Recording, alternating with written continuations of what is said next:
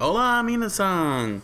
This is Henry Michael Brown with another update of Savage Strikers. This time I'm going to be working on Alejandro González from Puerto Rico. Yo. so, okay. So I hope everything was helpful for you game designers in the last one with the Chenbo update. Regarding how the frame arrows work and how it relates to frame data. For those of you who are big time fighting game fans, I hope that you understand what I'm trying to accomplish in tabletop form. So today, actually, I want to try and see if I could figure out what I could do about zoning. The phrase, the way they have the effect to work. I'll have to pull up info.net, but let me just pull up I pull up this here. So yeah, zoning, as I explained, normally zoning is associated with throwing projectiles over and over and over again, and in a sense trying to force players to either just stay blocking or they got like really moving close, and which would mean you have to jump over the fireballs, which would result in becoming open to a hit, and that's it can be very spammy. It can get annoying with most players, involved, but in a sense, I do want to have that have a fighter that could do zoning. And and Alejandro is going to be that one. He basically is my equivalent of a Shoto fighter. I'm using Robert Garcia from Art of Fighting as a guide, a proxy guide. Since Robert Garcia can throw fireballs and do shoryukens and such, but he doesn't do the tatsu. He's got Chun-Li's rapid kick. Her famous rapid kick. So it's an interesting it's an interesting move set that he has, and I wanted to put that in there. But I want to try and see if I can harness zoning. I'm not sure if I could be able to pull it off with this update. It'll probably require a lot of play testing, but the ruling seems it's a little bit I don't know why I'm umming again. I do apologize for the umming. I'm umming again. The ums are horrible. It's a bad habit. Don't never So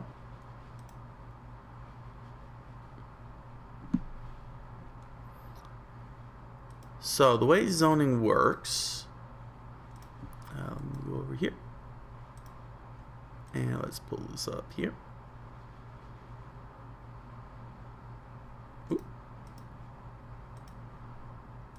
There we go. So here we are. So to recap on zoning, Z. Alright, this is zoner, here is zoning. Zoning, the act of using long-range attacks to try and prevent your opponent from coming closer. Typically by using long-distance normals, fireballs, and backwards movement. Generally, your goal is to frustrate your opponent into doing something stupid to close the gap, like jump, which is when you use a move like a dragon punch, to gently place your fist into their face. Zoning can be used as a mixture of offense and defense. Since you're both trying to damage your opponent while preventing them from getting to a range where they could comfortably begin trying to attack you. Notorious zoners include Dalsim from Street Fighter with his stretchy arms, New from Blaze Blue with summoning magic sword things, Morgan from Marvel's Capcom 3 with her Soul Fist Affinity. It's kind of like I think that's the one where goes up from the ground. Her daggers come up from the ground. Most new players really hate dealing with zoners, usually expressing their frustration by calling you a fireball spammer and unplugging their console. So yeah, we got to bring this into the mix. I know many will be like, no, No. We got to do this. So, okay. The way my rules work for zone, let me pull this up so you could get a good look. Outline. There we go.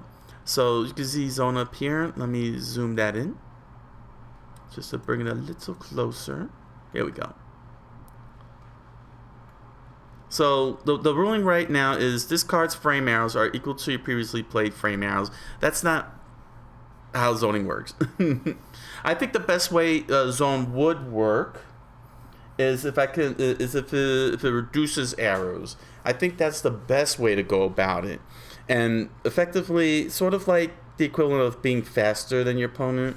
Granted, it's not.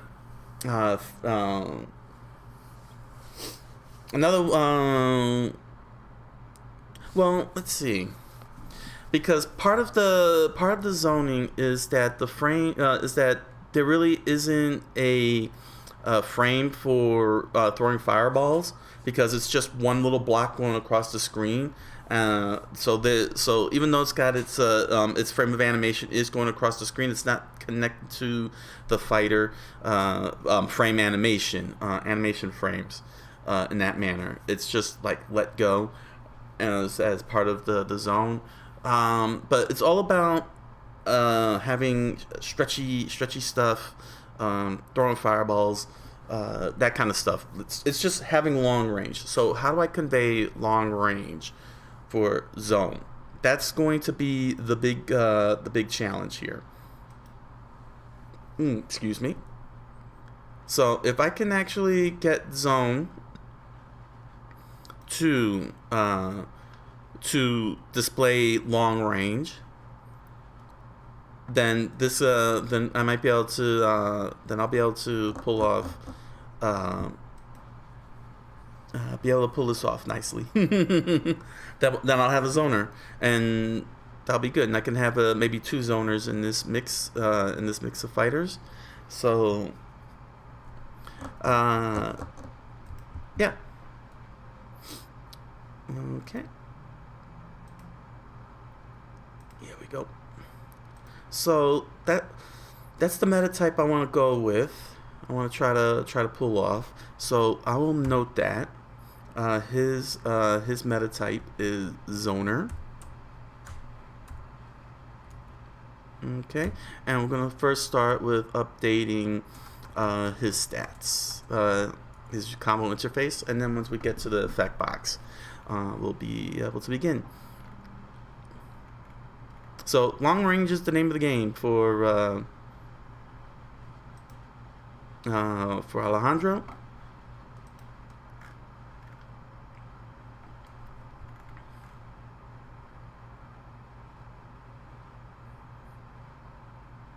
Let's shoot all the way down here. He's right before Nagisa. Oh, I'm gonna need this. Yep.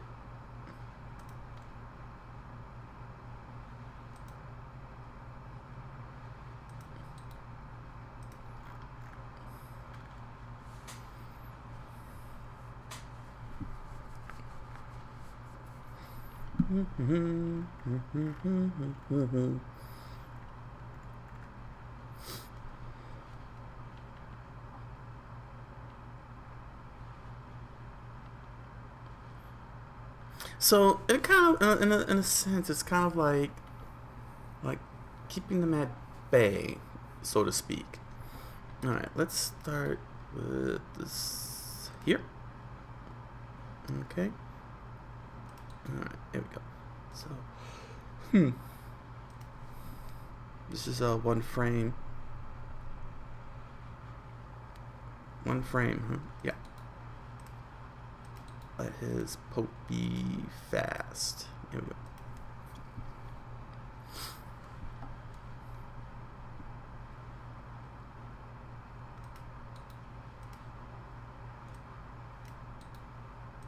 Here we go.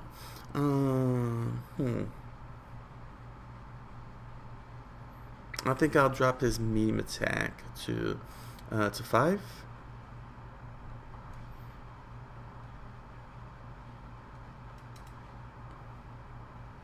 I apologize if there's any buffering going on.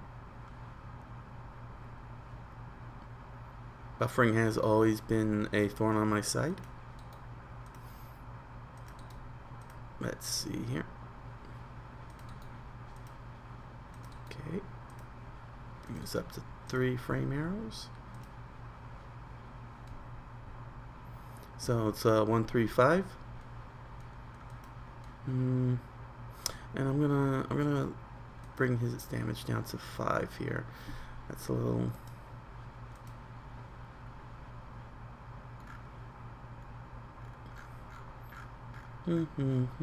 So 358. Okay, that sounds sufficient. Because I did bring it down, right? I see it's 359. 359. I'll go with 359 on the damage. On his damage list.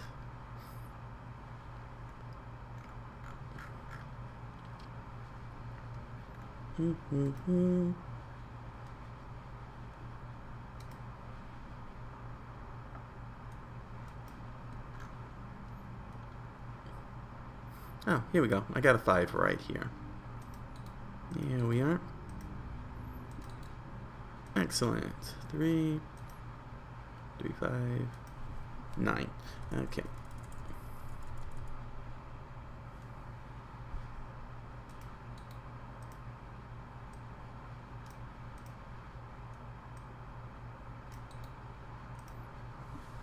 Okay, 3, 5, 9.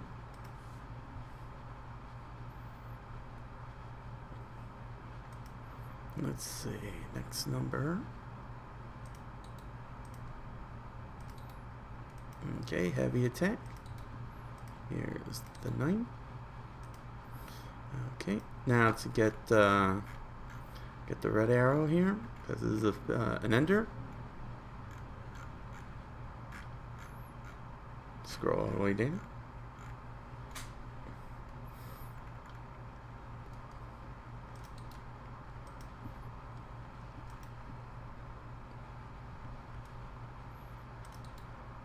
Here we go. And here we oh, alright. Heavy attack is updated. Almost there.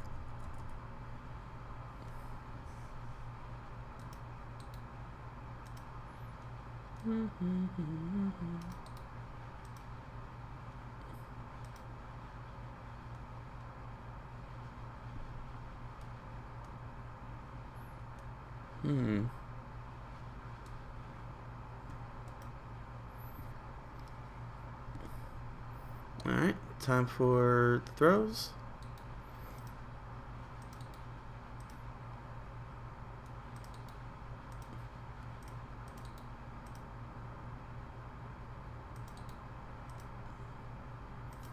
Okay. Okay, so 5. If I'm gonna give this a multi-hit, then I should up this also to 5 because I shouldn't have it equal to heavy attack. So yeah, let me add one more arrow. So multi-hit could take it up to 10 damage. So you'll either get 5 damage off or you could do 10 damage.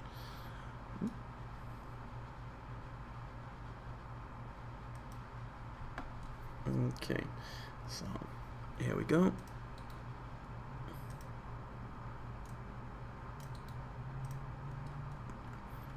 Okay, next up is the over the shoulder throw.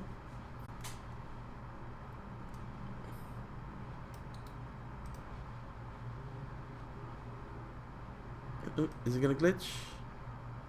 Yeah, it's glitching. Cut it out. Cut it out. There we go.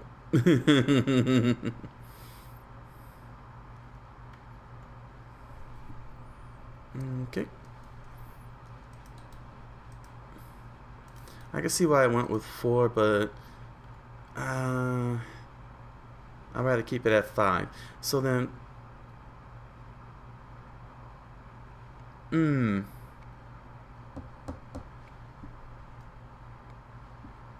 that's why it's at 4, huh? but it doesn't feel like I'm doing enough damage. So then what I could probably do... How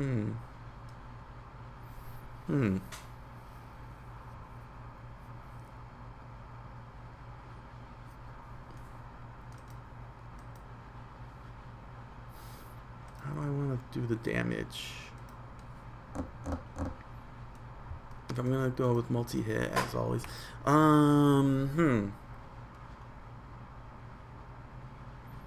12, 14.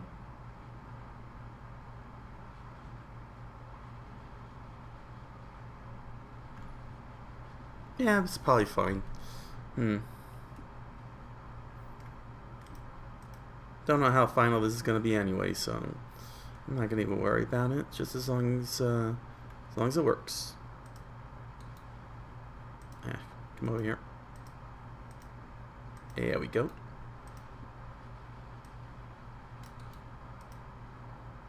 Okay. 12, and this will be 14. 14. And there we go. That's done. That's next snap. Oh,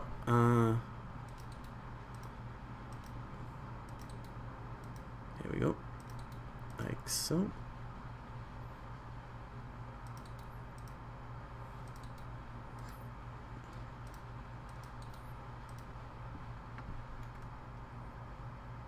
Okay. Now I'm gonna need...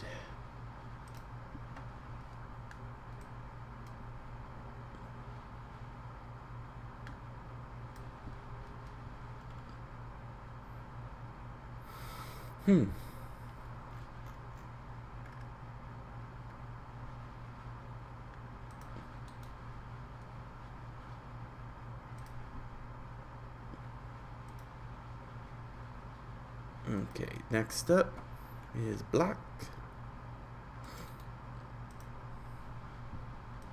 Uh-oh.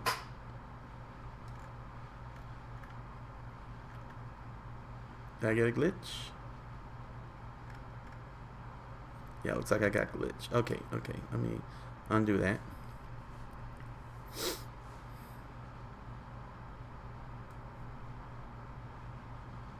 Alright, first of all, let me save. Okay. Okay, here we go. So, here we are. Now, should be able to get, yeah, here we go.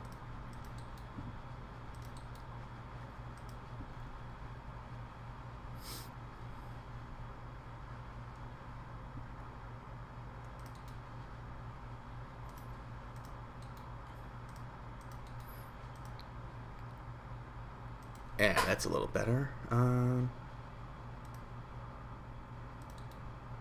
Like that. Perfect. Okay. I hope you all are having a good day today. It's definitely a long day, and it's a Friday. Is it a Friday? Yep, it's a Friday. Hope you all have a good weekend plans coming up.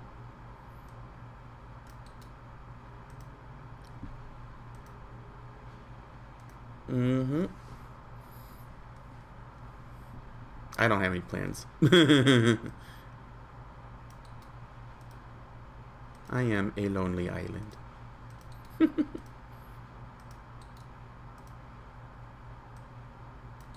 Here we go. Now, Alejandro's gonna for this draft is gonna be unique in that all of his card draws are relegated to just guard, and none of his move cards will have draws.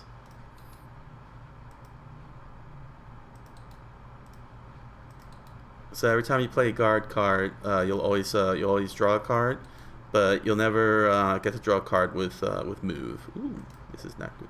Fix that up. And there we go. Fix that.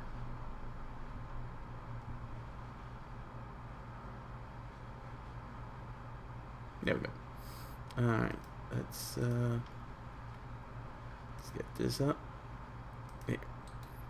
Got it. Alright, that's a little better. So yeah, he has high drawing through the guard cards. Let's try to make him in a way unique from all the other fighters. So his defense is a little bit more emphasized. Not sure if it's a good idea or a bad idea, but it's an idea. Just have to wait and see.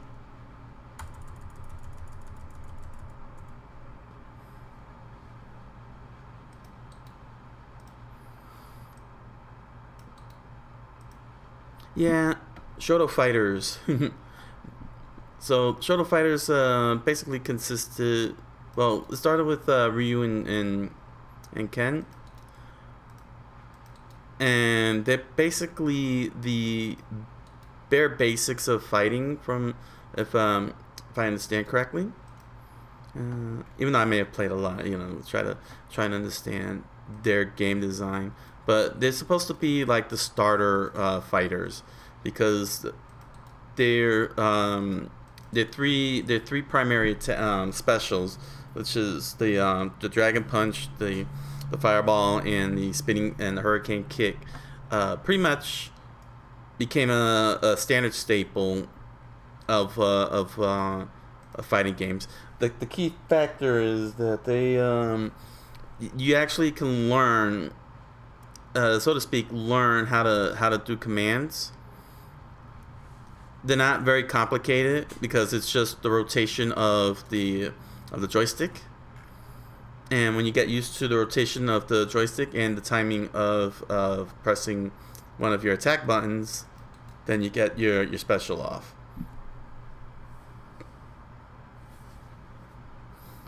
But it also ended up becoming a form of lazy game design later on down the line, particularly in Street Fighter.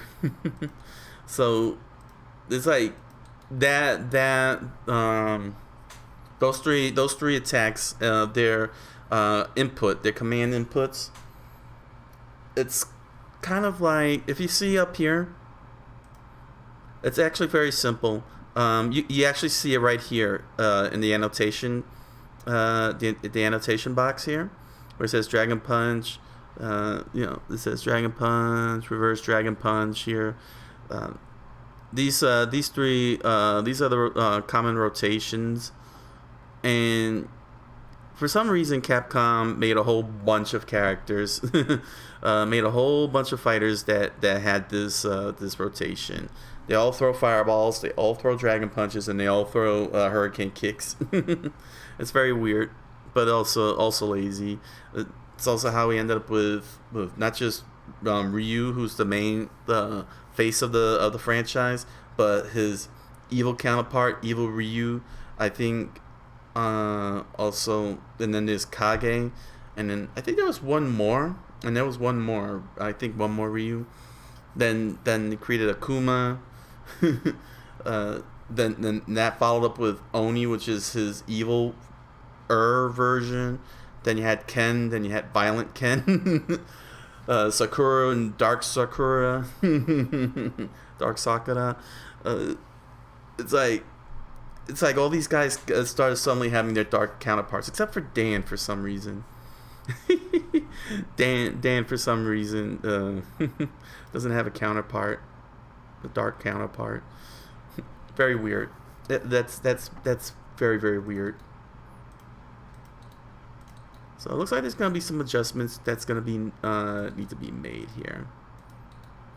But in every sense of the word, what's fascinating about the Shoto fighters in general, particularly Ryu, is that the way you rotate the joystick matches the animation of the specials that Ryu make. So when you do a Hadouken and you rotate the joystick, if you watch his hands, it's almost like it's moving the same motion as you moving the joystick and then pressing the button.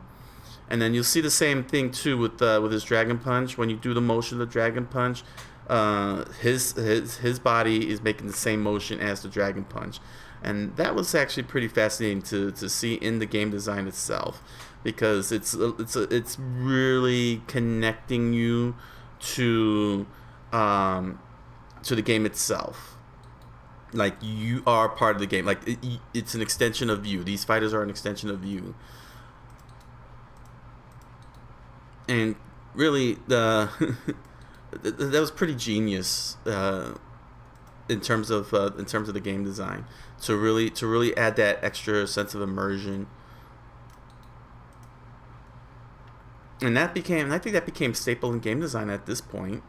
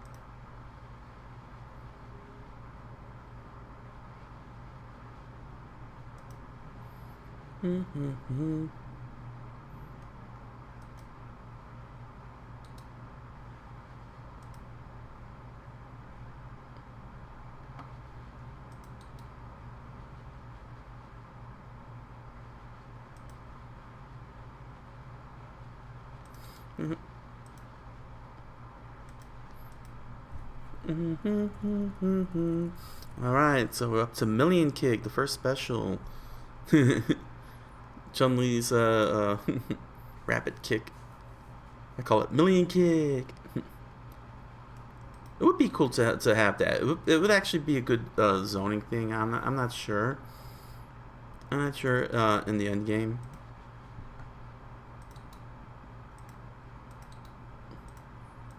But we'll have to see what happens. Okay, so this will be three arrows here. You know what? Bring this down and bring this down. There we go. Okay, and go get the economy.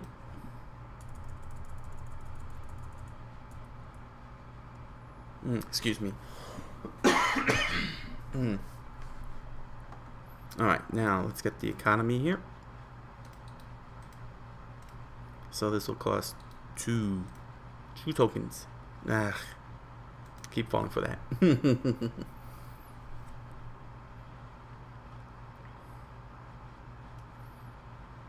Yeah, I hope that I don't make that mistake, creating 100 Ryu clones in this game. Mortal Kombat fell in the same wayside with the ninjas.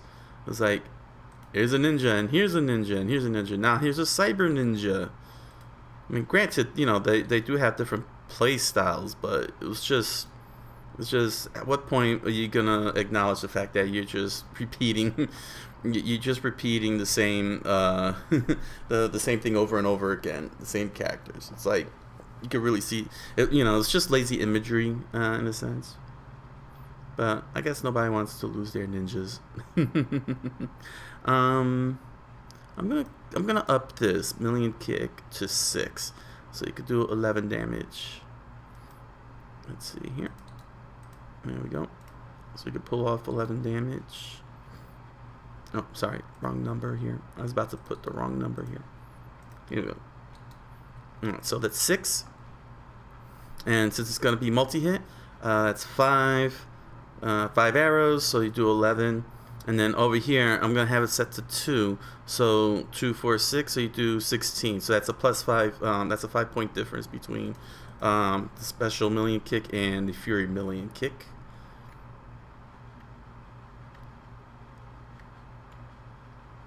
Okay. So I was going with Set Breaker as his spiel. I'll still keep Set Breaker, but I want Zone to really be the to be the bread and butter, and that includes here, over here.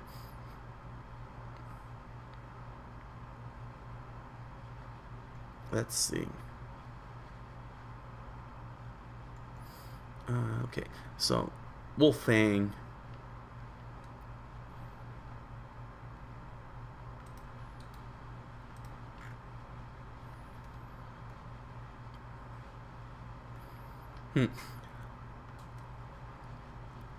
Is a funny little thing.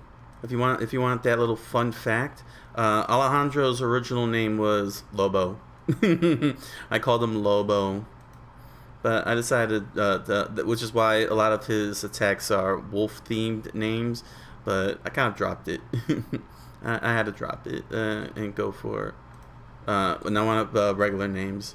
I have weird names like Norath and Lobo, and so on.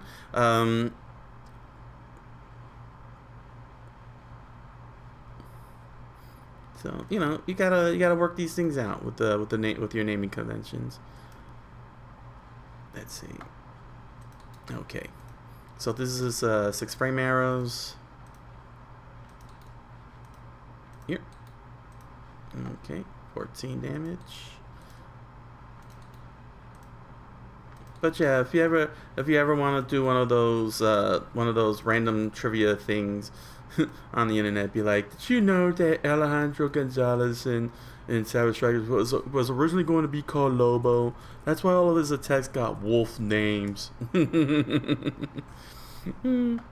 not sure what's gonna happen in the end, though. Like I said, I'm saying, if I put this in the hand of publishers, but if I go solo, there's probably gonna be fundamental changes to the whole thing,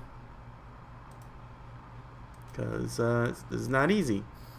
Okay, let's see here. Okay, so yeah, I'm still gonna I'll let this do set breaker, but I'll add a little something extra. Either that or bolster up the damage. Nah.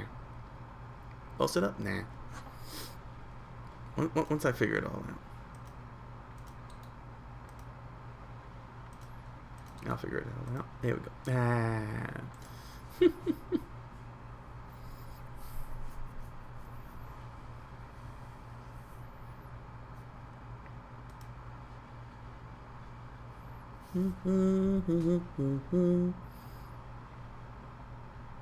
Yeah, this may end up being a short stream. Everything's moving smoothly. Well, we'll soon find out. We'll soon find out once I start trying to figure out how to pull out the zone. I may end up redoing all over again.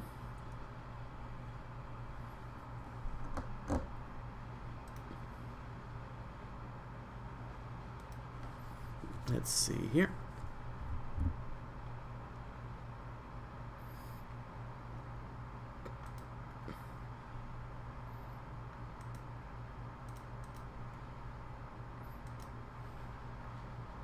Ah, there we go.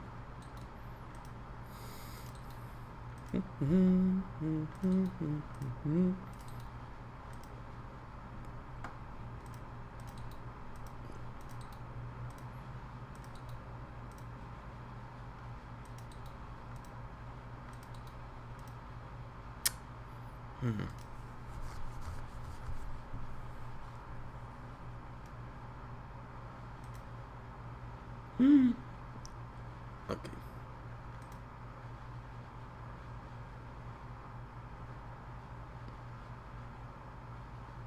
Alright, there we go.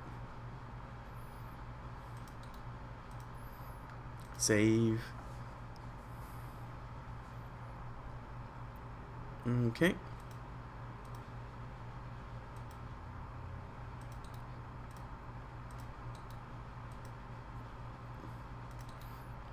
Done.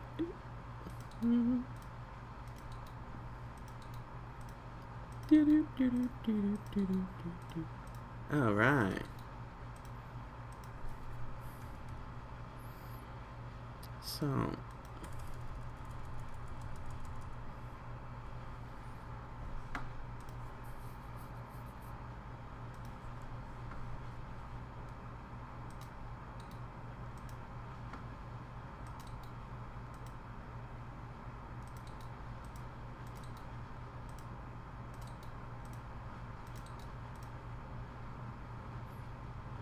Here we are. Yeah, see how much of a big difference is? Now this is perfect. This is perfect. Here we go. All right. So, almost there.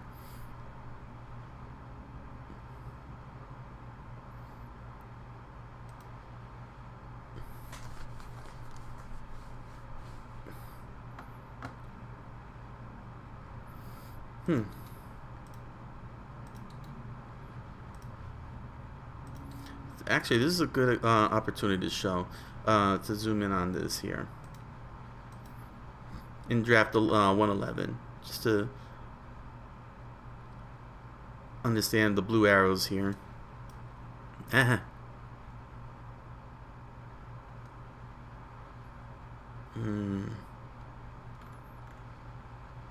we go. So the blue arrows doubled up as they were like doubled up as the economy up here, and also the red ender arrows. So it was kind of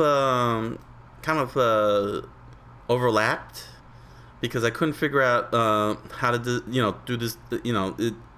I couldn't figure out how to get this to work. It took me a long time to get this.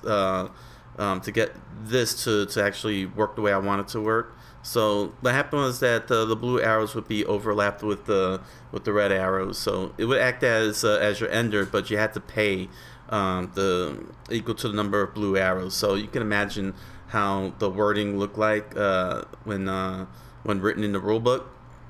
When it was written in the rulebook, let me scroll up here and fix this up. But once I finally solved getting the interface like this with two rows here on top of each other, the top part for the power meter and the bottom part for the frame arrows, that really helped out, and it made a big difference for the way that I have the zone laid out for this edition for draft 111. But now that I have this freed up and I'm trying to figure out the zone, this won't look blank for very long. Most likely it won't look blank for very long. It just seems a little weird because when you're throwing projectiles, you don't have that kind of that frame arrow issue kind of thing. But I don't know if that's a good idea to have blank arrows anyway. But yeah, this is. But you can see the stark difference here between the old combo meter and the combo interface, because now I was able to separate the cost that was fused into these blue arrows separately, which makes it a lot easier now, and put the frame arrows down here at the bottom properly. So it'll be good on the game design.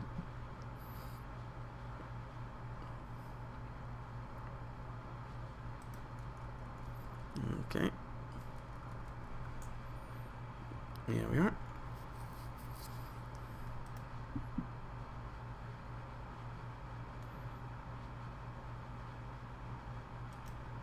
Let's see. What else? Okay. The inner mind. So yeah, he was so yeah, I wanted him to be all about set breaking, using the set breaker ability, but I'm just not I'm just not feeling it.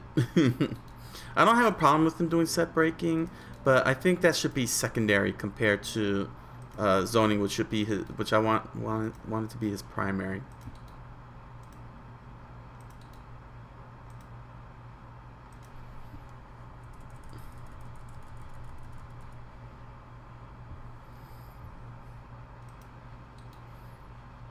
But putting this as a frenzy, where your cards gain set breaker as an install, that's not a bad proposition. I'll drop the armor though. It just seems out of place. And then here we go. And we got this here for throw. Pressure force. Alright, and this will be 6 arrows. Because now I can make this a 6 arrow ender.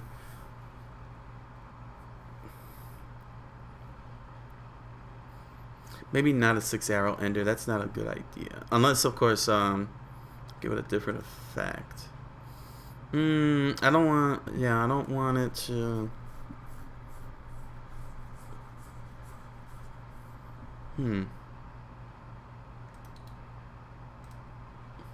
Let's see, because it's gonna have multi-hit.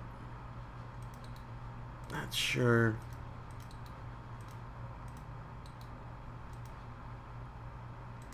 Probably may redo what it can't do.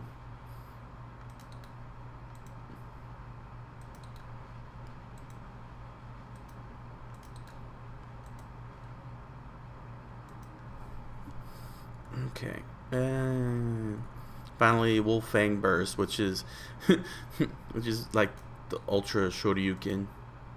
That's why it looks. That's why it's the same image. It's the ultimate Shoryuken.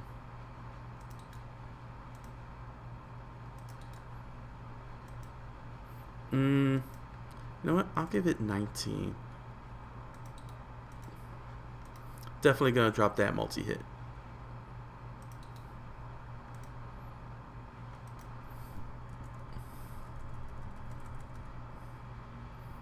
Okay, there we go.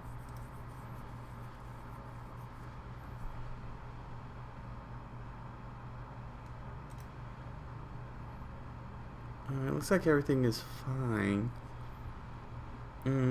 I do apologize for all this buffering going on here. Okay.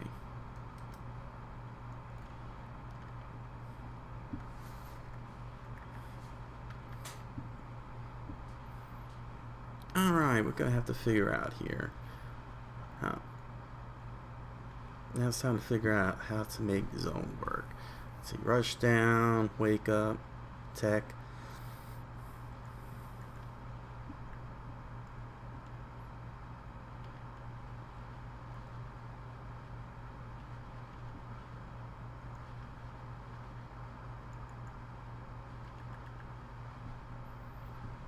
There we go.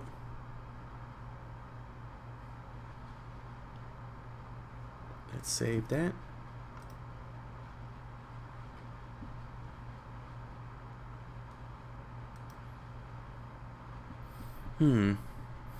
What do we...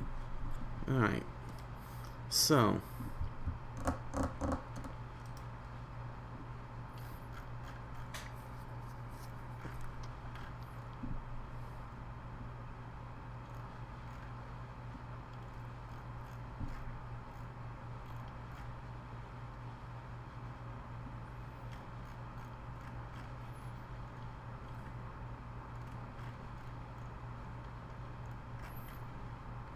Let's start with Poke.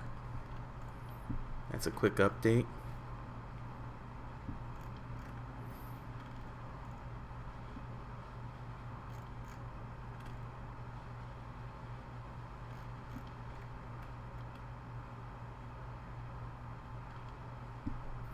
Alright, so we're going to update Poke first. Just like that. So if it deals damage, you get to draw a card. It might be a little too powerful since I got one frame arrow going here. Yeah, we'll see what happens. Okay. Cancel. I don't know, maybe I should put cancel on light attack instead of a medium attack and put Poke on the medium attack. You know what? I'll probably do that. I'll switch it up. I'll give this Poke. There we go. And let that cancel. So you can actually do a quick, yeah. So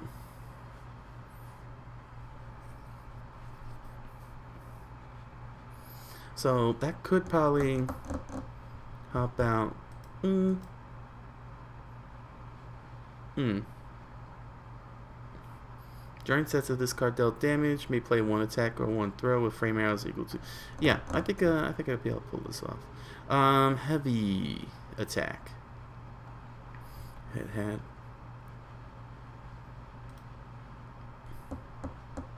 Do I want to give it pressure? Hmm.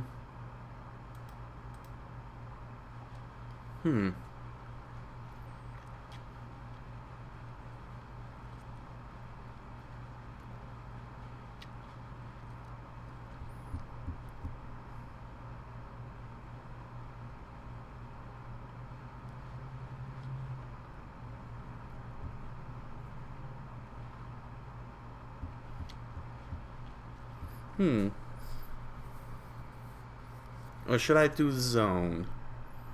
Nah, I'm not gonna give it zone, but I'll probably give it pressure, maybe.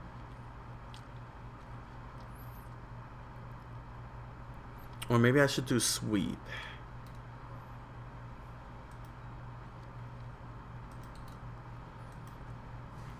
I don't know. I guess I could give it sweep.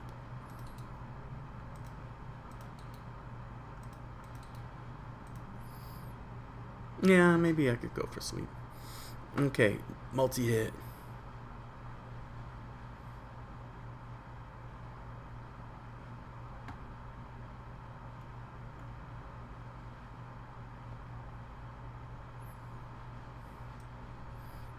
Okay, multi-hit. Multi-ball! Multi-ball! See if you catch that reference.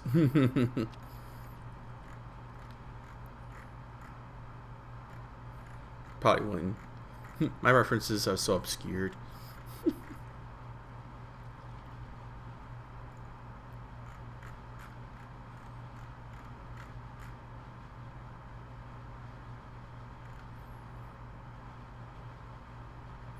Okay, here we go.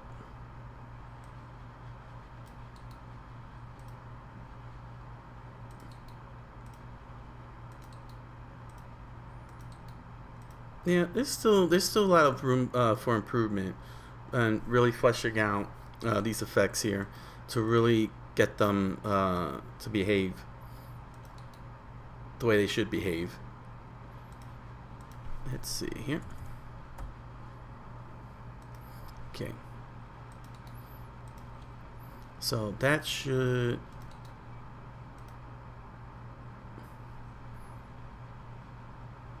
One, 2, 4, 5 plus 5 is 10. There we go. So knee grab can do up to 10 damage, 5 or 10 damage.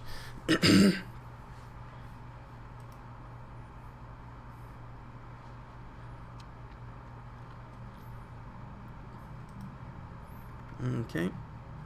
And the remaining throws will just be blank. Always blank. Always blank. Unless they specialize in that throws. You know, the grapplers. Okay. And done. And done. And done. Here we are. Okay. So block. So okay, wake up would be if you lose to throw. So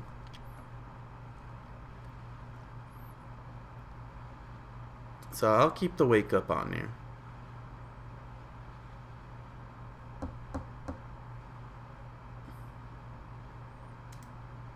There we go. I want to save that. Alright, so let's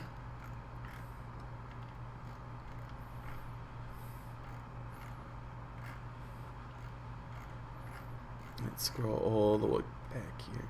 So if you, for those of you wondering what I'm looking at, let me show you. Here we go. That's what I'm looking at. So that's where I'm getting the effect boxes from. Over here in this one particular file, MS document. Here we go. And these are all these are the updated ones right here.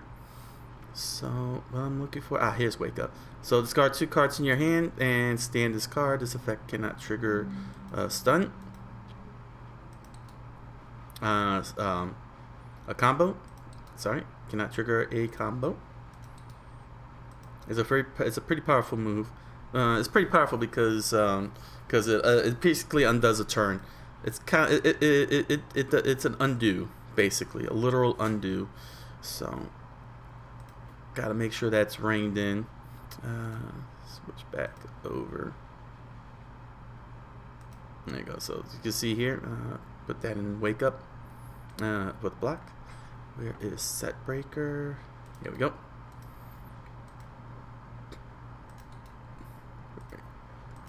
Simple. This card ties. This card gains initiative.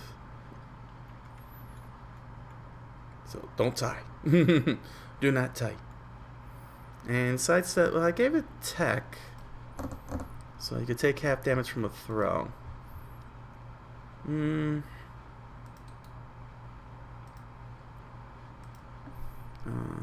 Let me fix that up. There we go.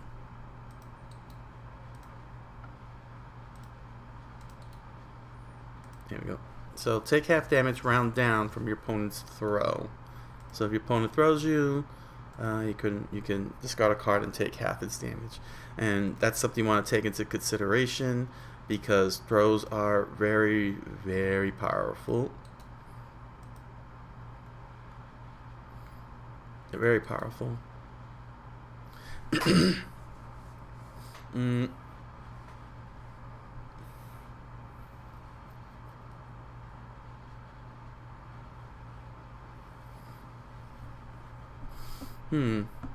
don't think tech is needed for this one because it targets throw, so it wants to face off against throw. So it's always going to win against throw no matter what. So I don't think tech is needed. What I could do is give it something different. What's it got? 3 arrows? How about evade? I'll give it evade. Discard 1 card from your hand, and you subtract two frame arrows from this card. So you can actually reduce it down to 1 frame arrow if a tie happens. Try to ensure victory. I think that's I think that's good. That's a good one.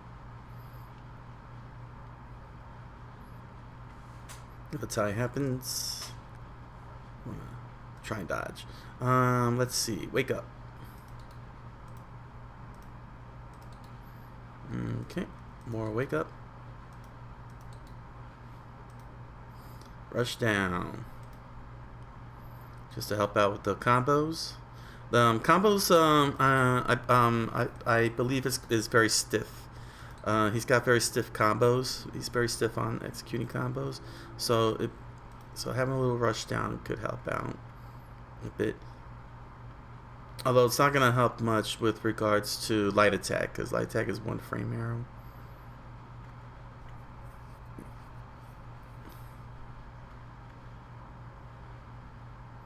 Well, technically speaking, you can ignore. Yeah, well, anyway. That'll be fine. That'll be fine. Let's see. Back fist, side kick, spin kick. So, how many set breakers do I have here? So far, I only have 1 going, right?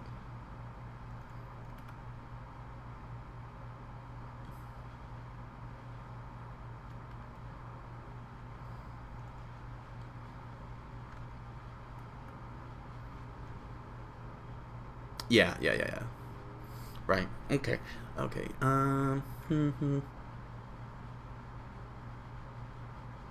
So I got 1 set breaker. So I'll give a set breaker to another. I'll keep set breaker on one of these cards here. What I'm thinking is which one?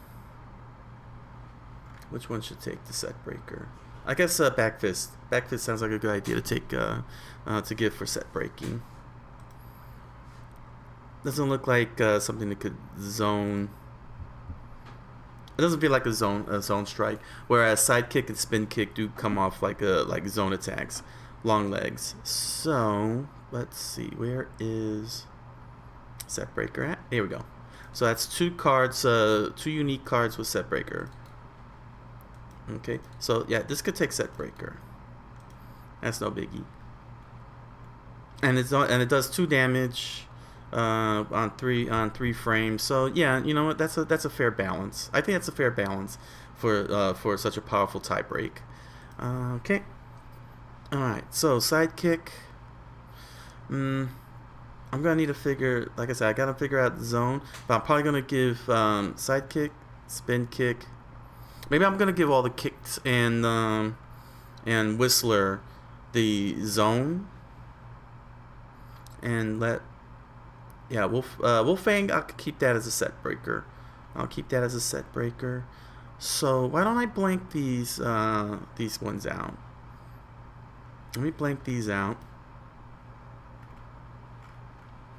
Okay, and I'll concentrate them on zoning. Like I said, I'm gonna have zone spamming going on here. So he's got a long kick. The spin kick is fine here. I like the idea that his kicks are a bit of a stretch. Okay. I'm gonna redo zone in a second. I'm gonna see what I could do to redo zone. Wolfang will be a set breaker, and his actually I'll make his fury invincible. Give him an invincible fury. So first let me update set breaker. Alright, that's updated. Now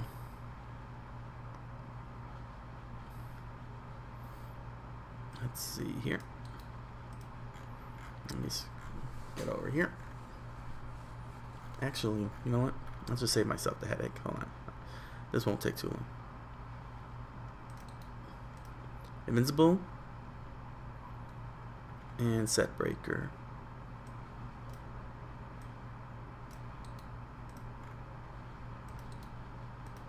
There we go. Push down.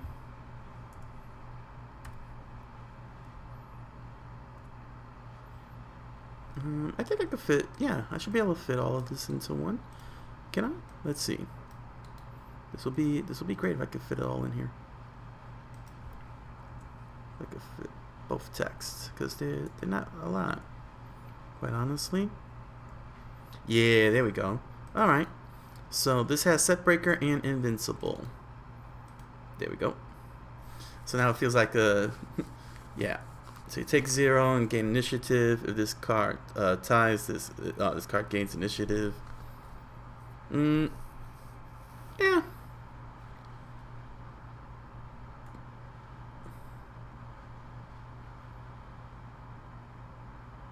Yeah, actually, this makes sense because if you can't tie, because if this doesn't tie, invincible will take set breaker's place.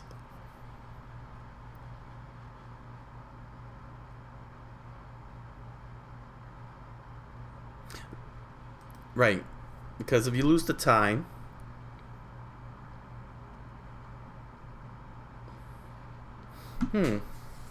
actually, I think that's. Yeah, you know what? Invincible shouldn't give. Well, because Invincible is supposed to allow you to. I'll have to put it to practice.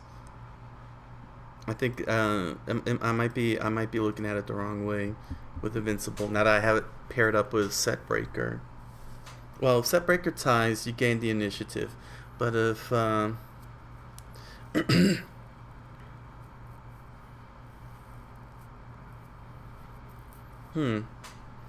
So how does the take 0? How do I get to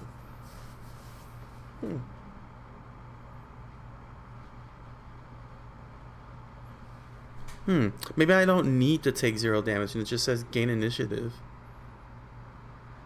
which is still a good upgrade to Set Breaker. You know what? I'll have.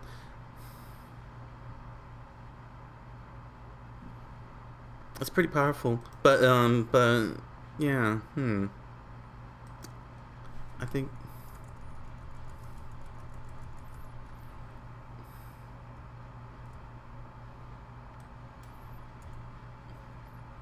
It's pretty powerful, but maybe that's the proper way. I might be misreading it, but you know what? As long as there's a paywall, I think that's not unreasonable. Invincible, gain initiative. I don't think it's unreasonable so long as there's a paywall behind it.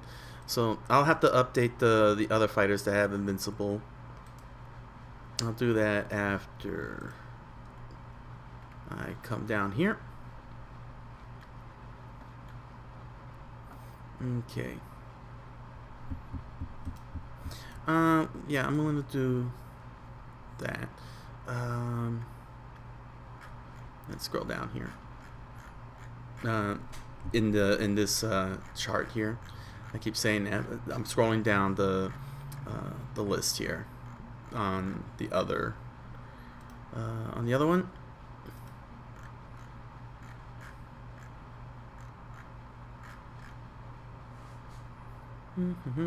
Here we are. Okay.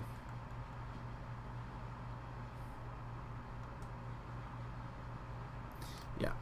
So no armor, just one simple install. Your cards gain set breaker.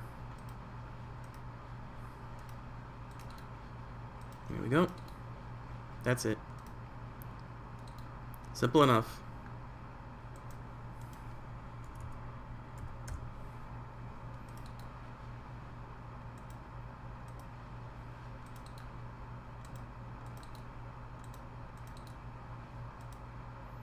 Oh, and I didn't give it. I realized I didn't give it a thing. So I'm just gonna make this very high, so it doesn't tie easily. Here we go. Paste. There we are. So I'm giving the high frame arrows, so it can't. So it can't break ties. If that makes sense. Let's see if I could pull this one off. Here we go. Here we go. Just make it hard. Don't want to make it an easy thing. And this one here.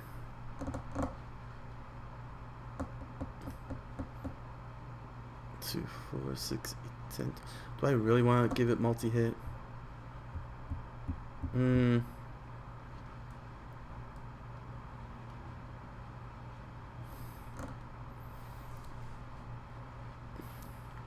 know what? I think what I'll do.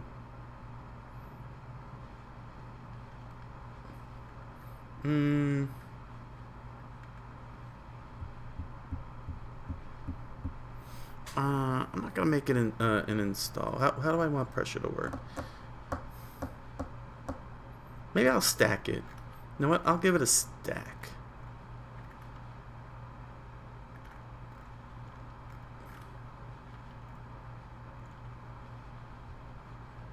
Or do I want to give it pressure?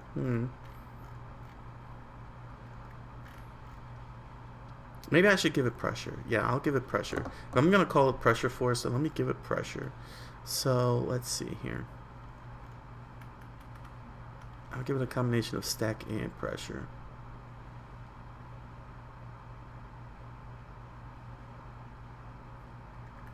Actually, it's already going to... Yeah, no. It already lets you play a frame. But,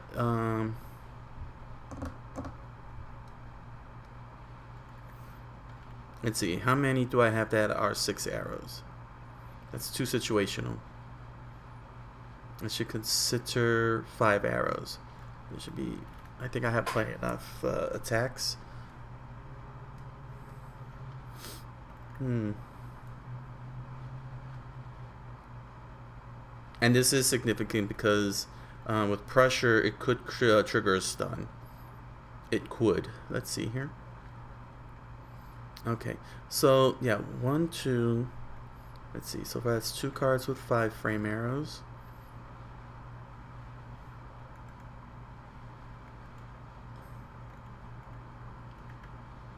Hmm.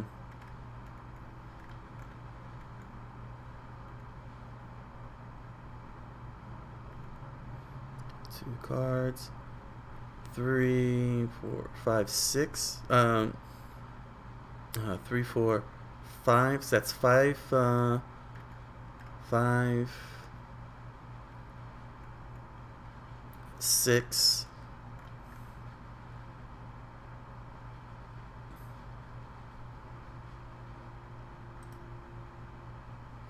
Okay, so that's 6. So there's around 6 cards. That could be 6 attack cards that could be played after Pressure Force, and it can trigger stun because I'm not going to put any restriction on it. So you get 10 damage plus whatever. So if you were to play Pressure Force and follow it up with a regular Wolf Fang, that's 24 damage, and that could trigger stun. Because that's perfectly fair because it'll cost you 4 tokens, 4 meter tokens, to do 24 damage, and because this is, I'm gonna bring this down to 5. I'll bring it down to 5 so that way it can match up with 6 cards.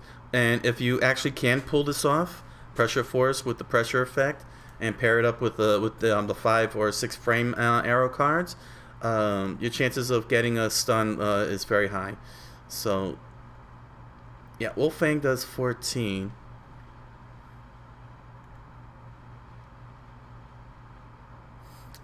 I'll up does 14. Let me up the damage counter here. It's a 17 for the Fury. So yeah, your chances of getting, only Brock will be able to survive not getting stunned, because he's got 25 stun defense. But with all the other fighters, you'll be able to pull it off on 2.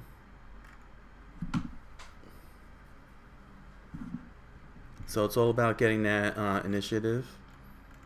Let me get number 17 here in this MS Word file. Here we go, 17. I'm gonna up the Fury to 17. There we go. Okay. Okay, so yeah, I'll give it pressure to go with Pressure Force. So it's a one-shot deal. if you wanna be able to pull it off.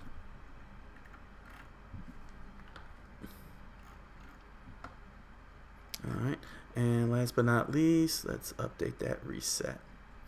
I'm dropping that multi-hit. Okay.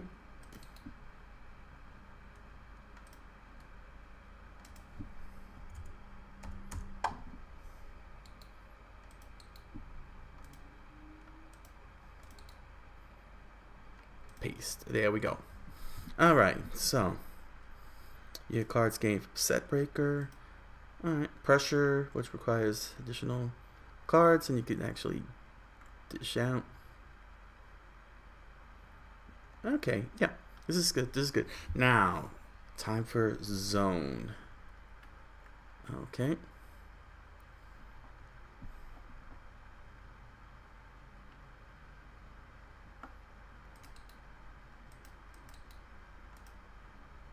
Go fix that one up. So Set Breaker is secondary to Zone, so to speak, requires a lot. So I just gotta get zoning here. So that's 1, 2, 1, 2, 3, 4, 5, 6, 7, 8. So that's 8 cards. I'll make it 10. I'll drop the sweep over here.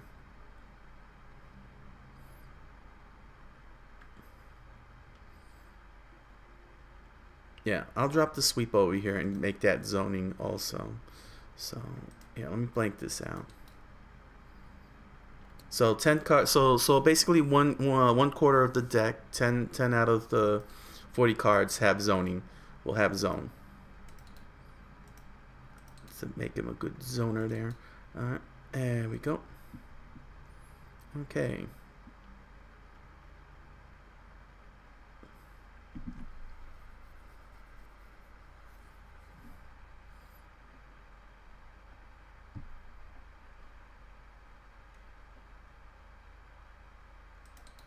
Okay, I'm gonna increase that light attack. I'm just increasing the light attack to 3. To 3 for the cancel.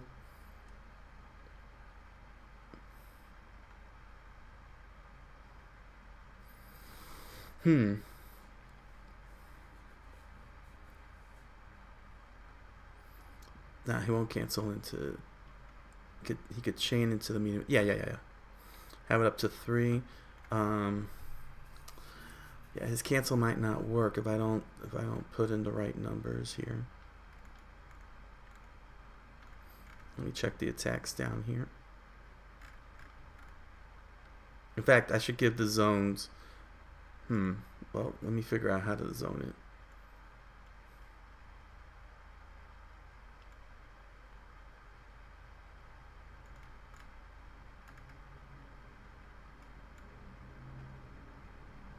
Yeah, his cancel. He can't. Yeah. I'm gonna have to. I don't think the cancel's gonna work. Yeah, cancel. I don't think cancel's gonna work the way I think it's gonna work. So.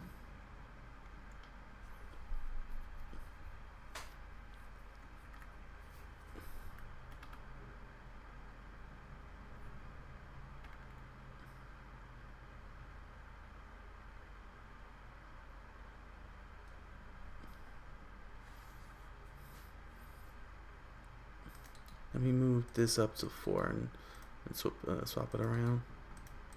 Put this back the way I had it. Yeah, like that. Okay.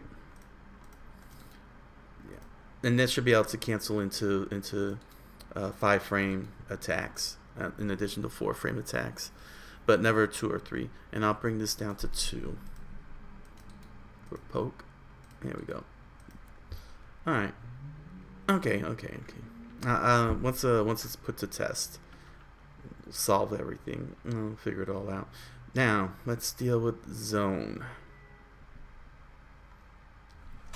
All right.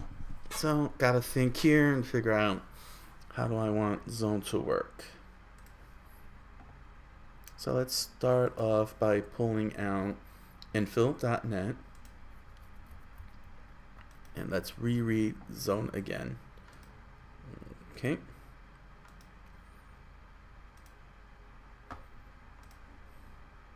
Z.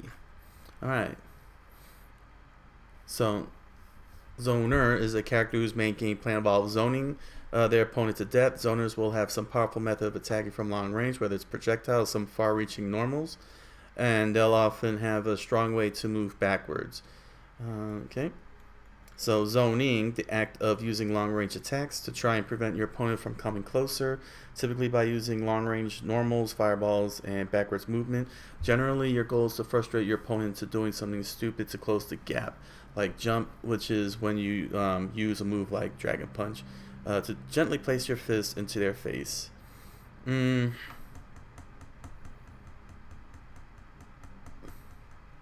So how do I translate this properly? Because the way that I have the rules set, let's scroll all the way up.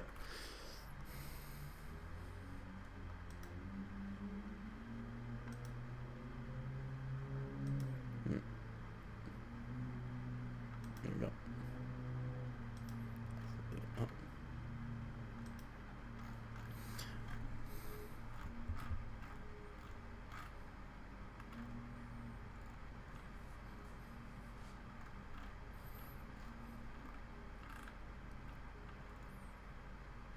There you go. So, the way I ruled zone, I have zone ruled on it. It's not very good.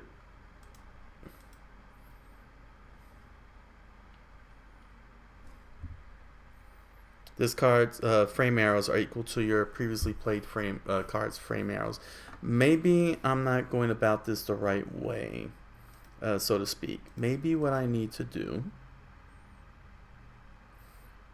Maybe what I need to do, if the frame arrows is going to be the key, then maybe.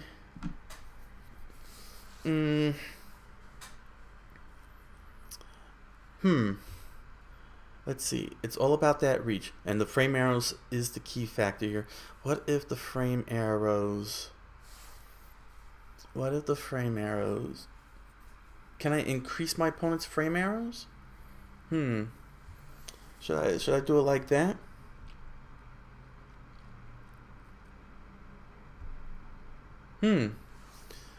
That's interesting. Should I add 2 frame arrows? I could say during during the active step. Let's see. Let me check my rule book here. Maybe if I do. Let's check the rule book here. Maybe if I specify a step, I could say active, or I could say startup. Maybe during the startup step,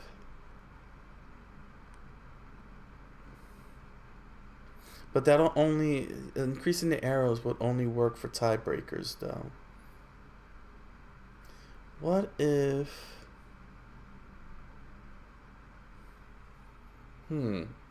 what if it's the target icons? How can I manipulate the target icons?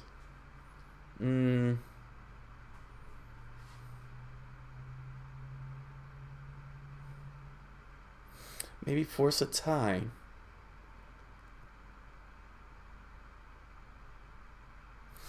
That's interesting, actually. Maybe the way I could do it. Let's pull up the rule book here. So what if during the active step,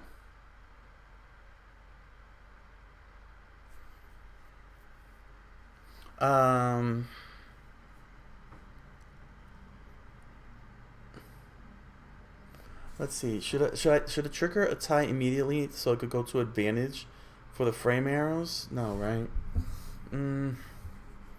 Like how do I want to do this? Maybe discard a card?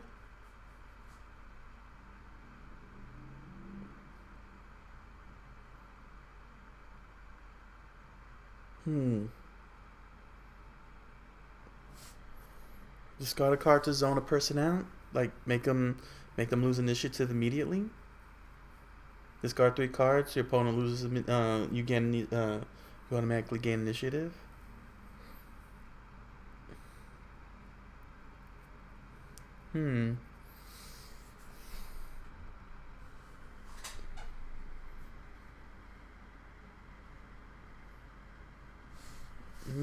Break a tie. That's what Set Breaker does.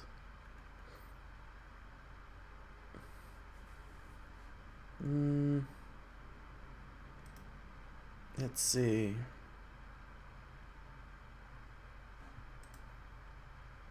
It's all about long distance. How do I convey long distance attacks? How do I convey that?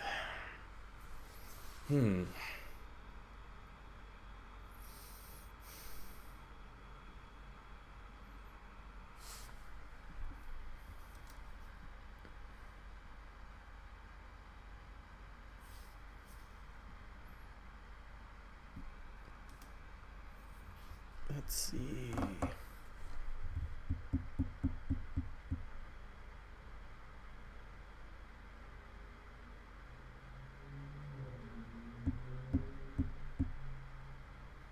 What if it does auto damage? Ooh, auto damage.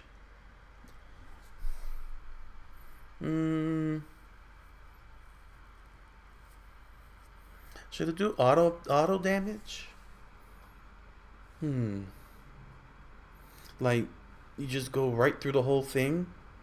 I mean, it is all about long range attack. Like,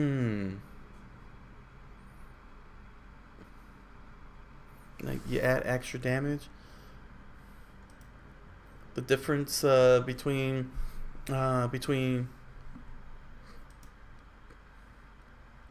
let me see, additional damage equal to your opponent's frame arrows.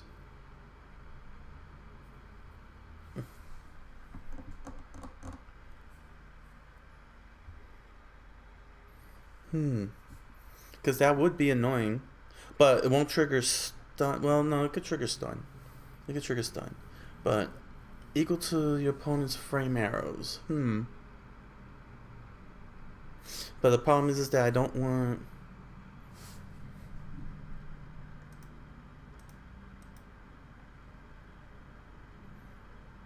Yeah.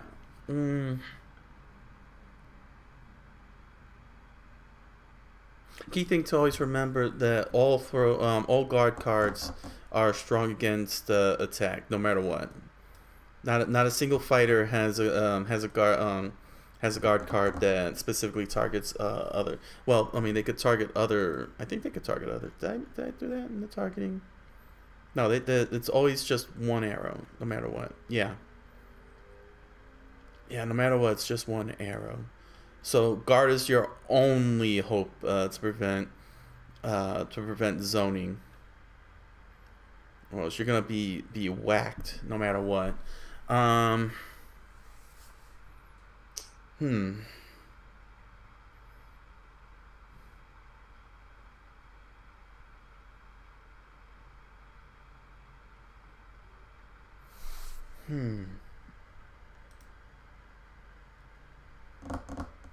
Let's see. Discard. If it's card discard, it should be 3. It should be 3. You discard 3 cards. You gain initiative and you gain initiative automatically. Doesn't matter what. No matter what. But I already have that effect, don't I?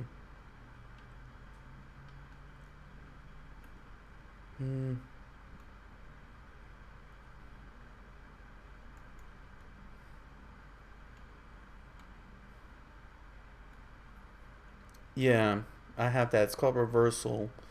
No, I don't want Zone to do that. No, I want Zone to do something completely different. Because it's all about pushing your opponent back. It could do additional damage.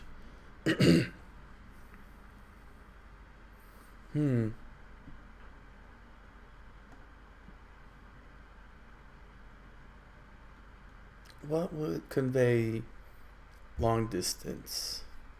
Like making your opponent close the gap.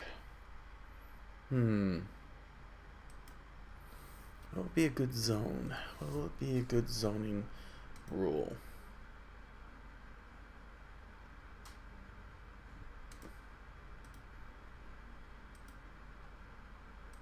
Let's see, what would be a good zoning rule here? Closing the gap. Keeping your opponent distant. Don't want to make them stand.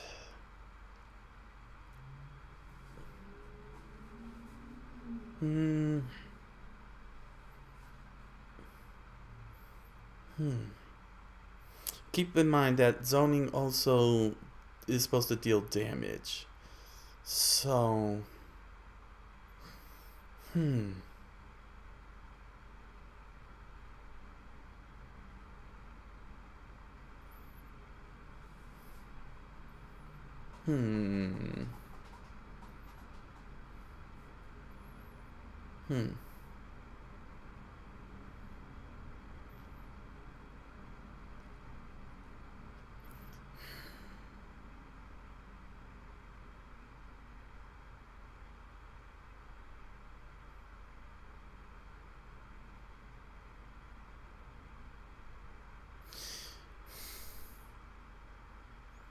Deal damage equal to the number of target icons?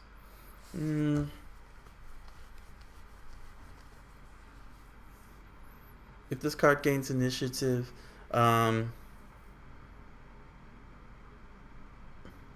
deal X damage equal to the number of target icons, and the maximum number is 2. The maximum number is 2, and there's some cards that have two target icons.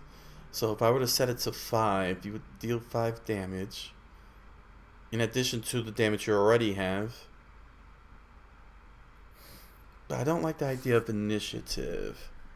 Saying that's initiative.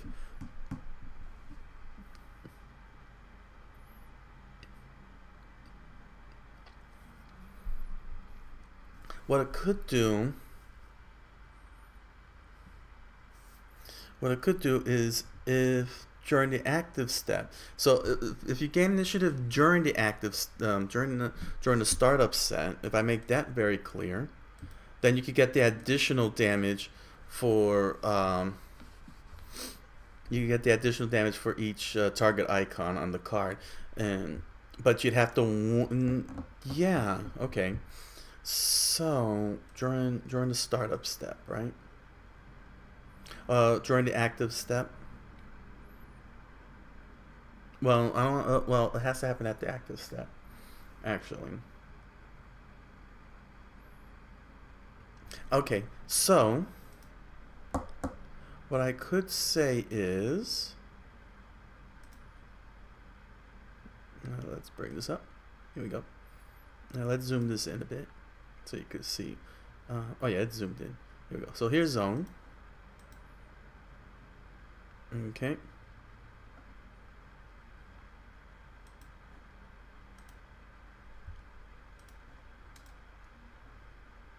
Alright, so here's zone. What if it says this? Make it an if then statement.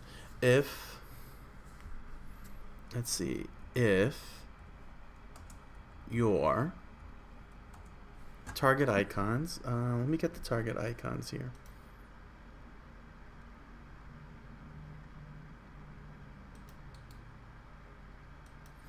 Mm-hmm.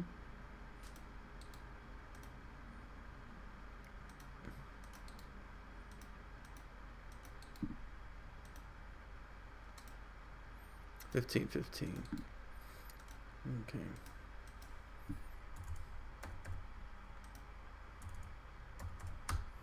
All right, let's see here. Let's get all the target icons here. Just so that way it's very clear. That's this here. So if your target icons gain initiative,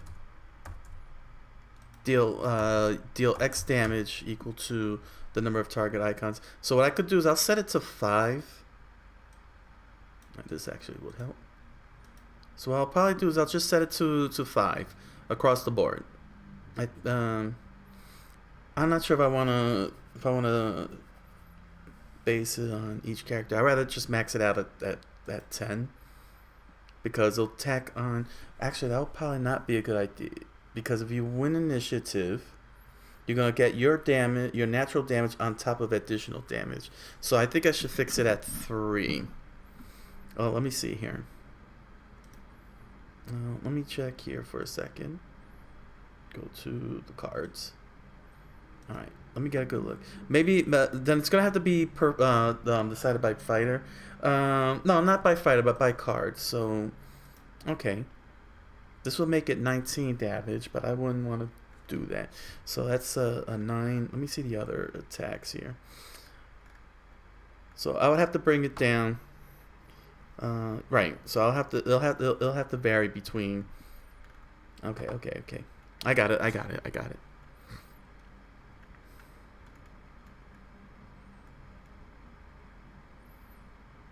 Yeah, see, this is 10. I don't want it going 5 and 5.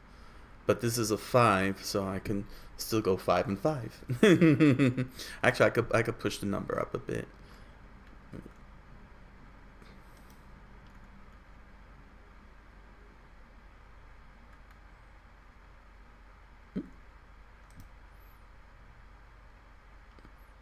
Okay. Actually, million kick can't have zone. This is a multi-hit attack. So I'll have to update this. That kind of stinks. I just realized that. 1, 2, 3, 4, 5, 6, 7, 8.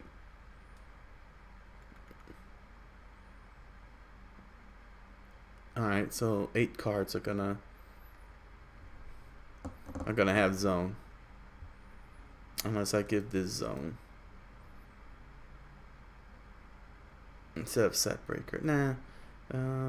Nah.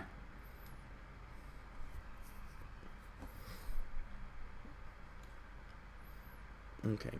But yeah, that doesn't make sense. Million kick is supposed to be multi-hitting. So let me fix that one up.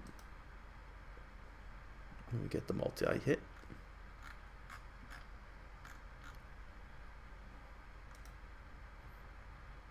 Let me see here.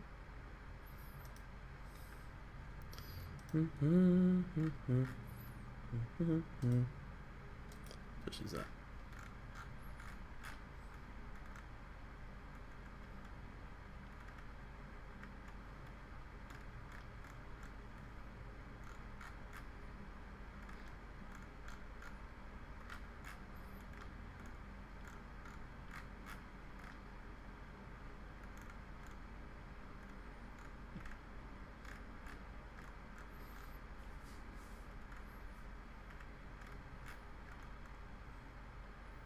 Here we are. Okay.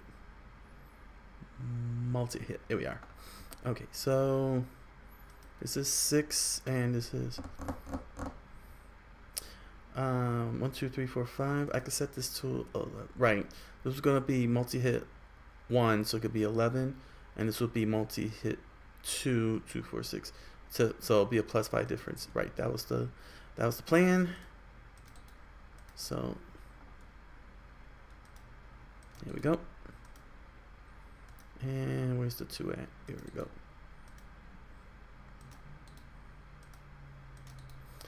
Yeah. There we go. And there we go. Multi-hit 1. Can I get away with 9? No, right? Because I already established.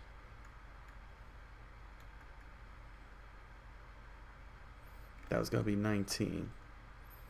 Right.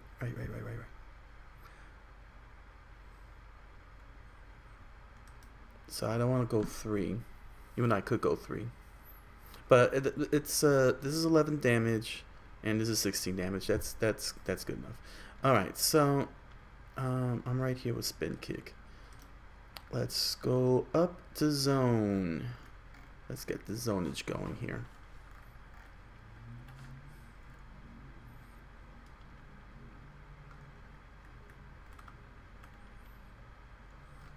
And I can actually give these things frame arrows.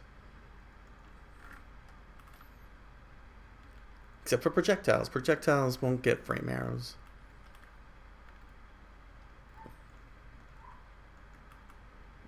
Let's see here. I'm almost there. Here we go. So, let me zoom this in.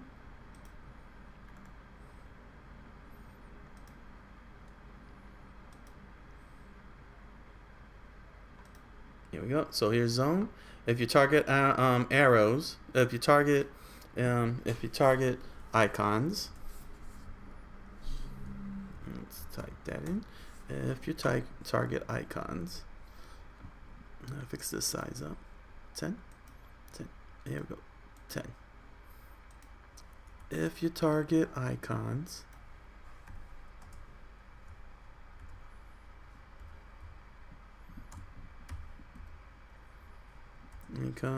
gain initiative.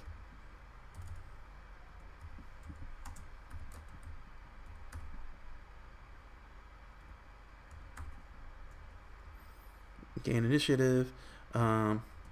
Deal. Well, I'm not gonna say deal. I'm gonna say add.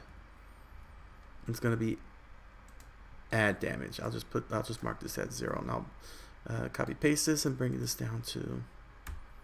There we go. You add damage. Okay. Alright, so zone. If you target icons gain initiative, add 0. Okay, let's save that.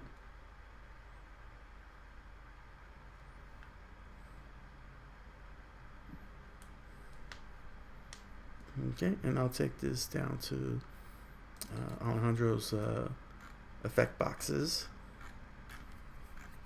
And then I'll then adjust, and then it'll just, the damage will vary from card to card.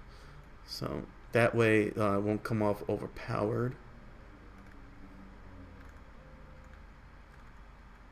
And I'm not going to make it equal to the number of icons.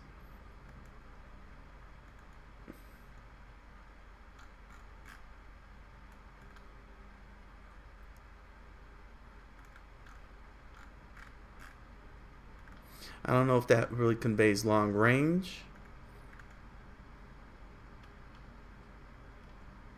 But it's better than...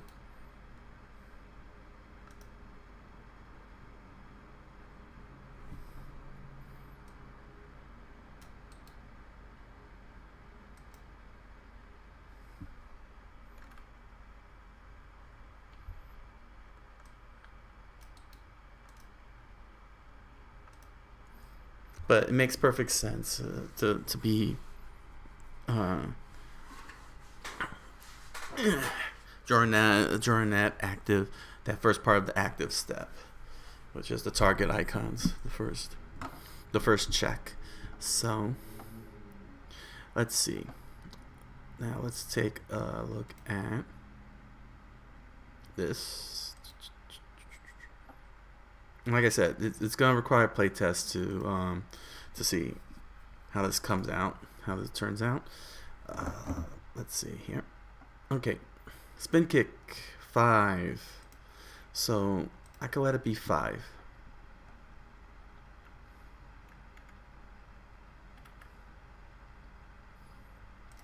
Okay, let's take the 5 here.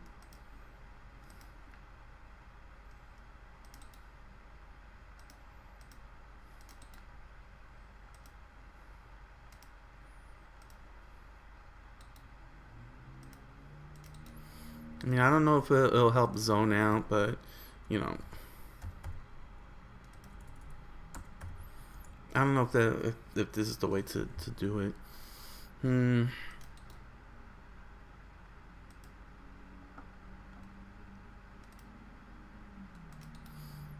Because it doesn't even matter if you get the block or not.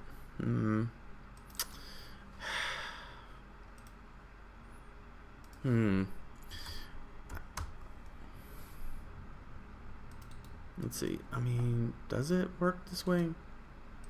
Does it really convey zoning?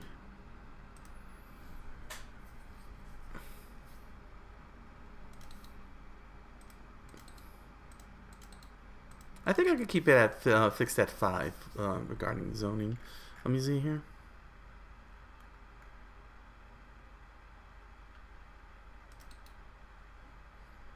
I think 5 is fine. Doesn't need to be random numbers, does it?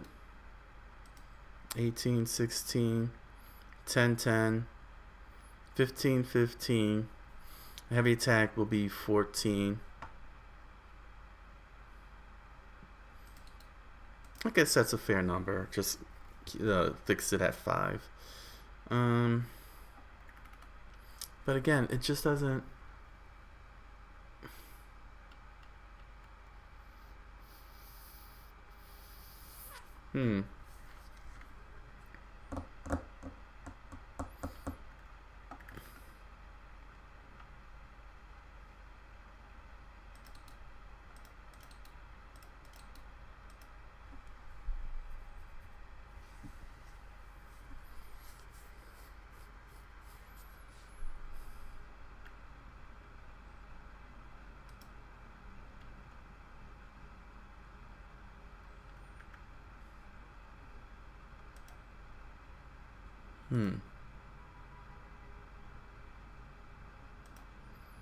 I don't know.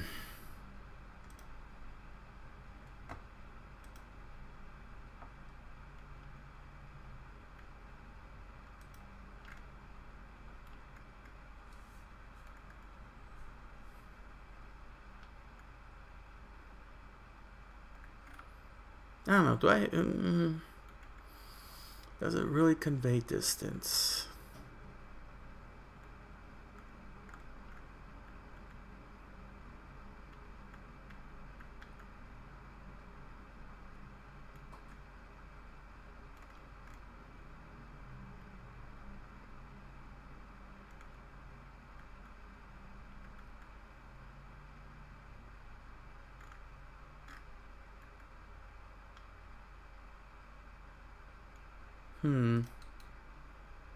Well, let me just do this one quick little thing for Brock, because he's got invincible. Let me just give him the invincible update. Well, I try and think here.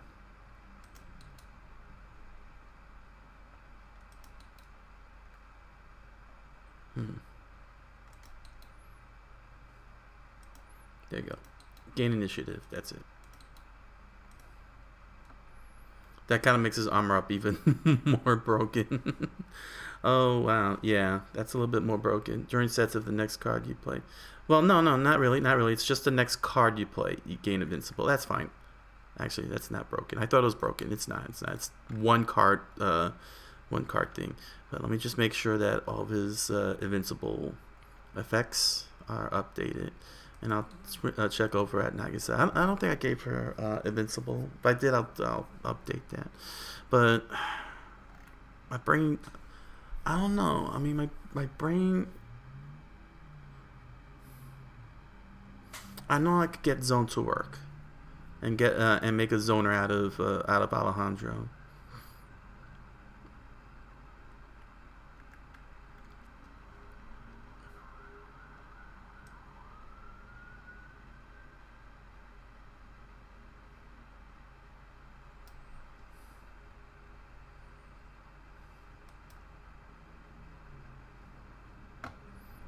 Save. Let's save that.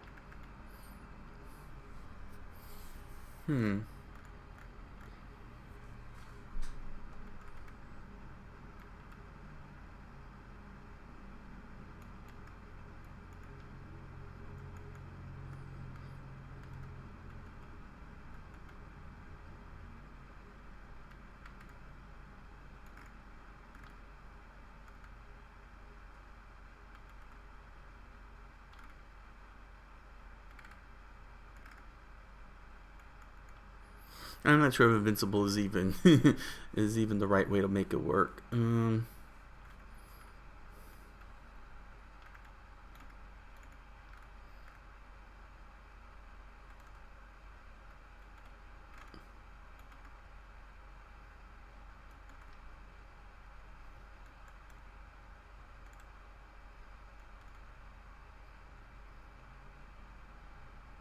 Let's just take a quick look at her. Yeah, see, because she's got the zone as well. I gotta update her zone also.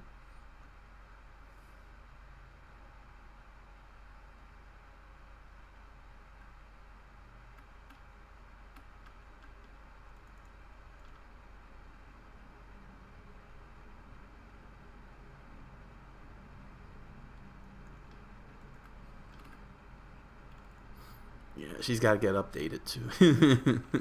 Looks that way. I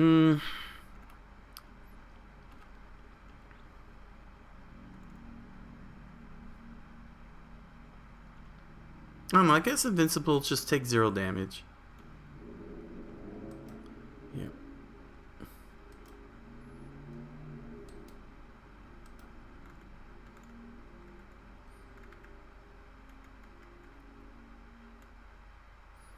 I'm probably going about it the wrong way with invincible. Yeah, let me just get her. Let me just fix her pressure here.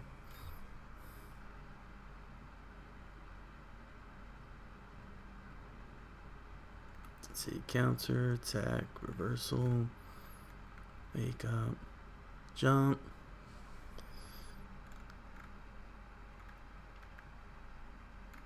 Poke.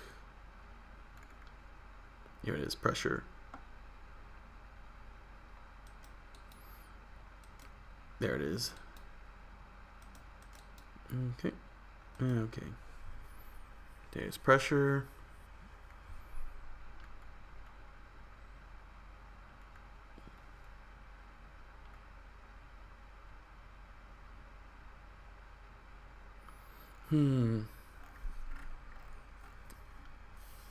But is it really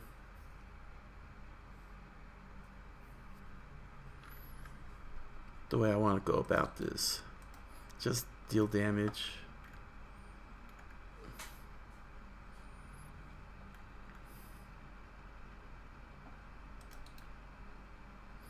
I mean, I know it's supposed to be. It's supposed to be annoying, but it's supposed to also put your opponent distant. Let me tweak up invincible. I think I should just let it be take 0 damage.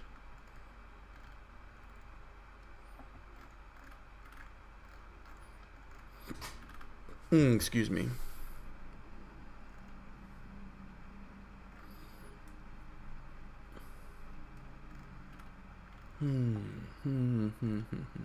So I'll try and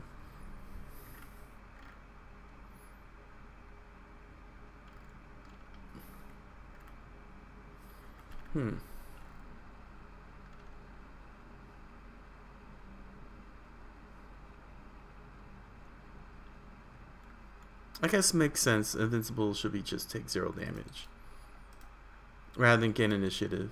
So no matter what happens, what your opponent does, you just take 0 damage automatically. So even if you lose the initiative, Invincible still protects you from taking damage. I think that's the best approach. But so while I update all these invincibles, okay, so while I deal with these invincibles here, what will be the best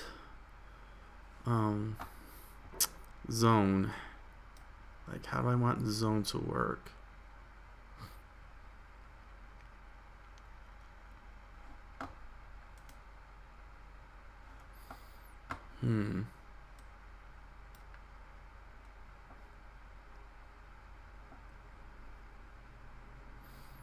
Let's see.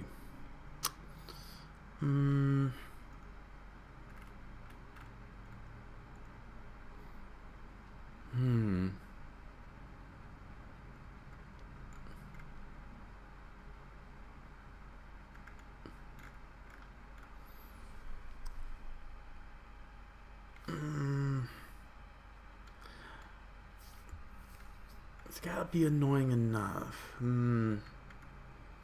Well, not so much annoying. It just has to really convey distance, that you're hitting from a distance.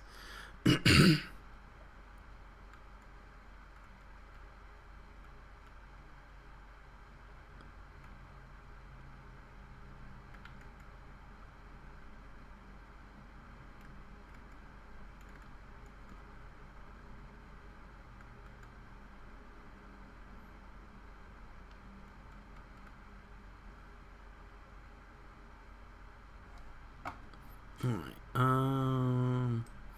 let's go to, let me bring this down to Brock and fix his invincible.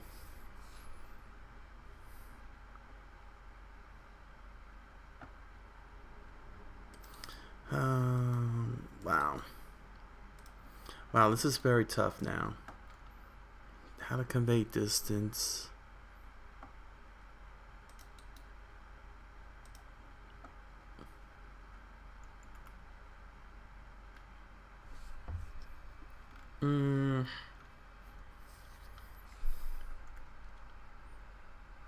Number of frame arrows, maybe? Like,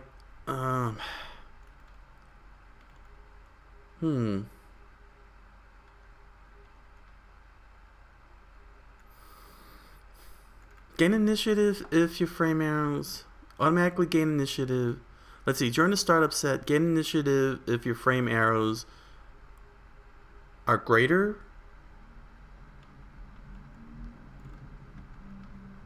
I guess that would make it make sense. if the frame arrows are greater.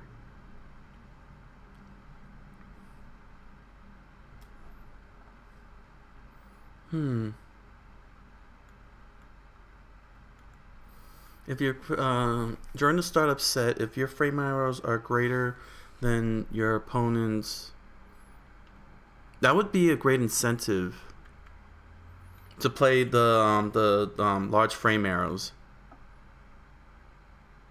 and that would be very annoying. Yeah. Okay. So I'll tweak that up in a second. Let me just fix invincible. Invincibles just take 0 damage straight up. That's it. That's all. It's a shield. It's a shield. Make sure. Let me see here. And then what I could do is I can make it high arrows. So high arrow count.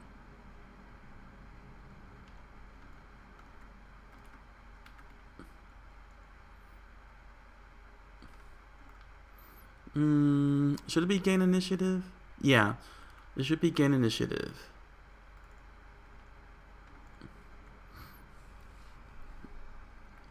Okay, let me finish this up here with Alejandro's Invincible. Because I know I gave him Invincible. Here it is. Invincible. Bam. Take 0 damage.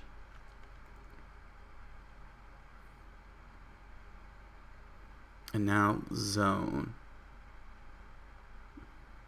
Yeah, see, because there's a high number of frame arrows. So if I max it out, just get it at 6 and 5.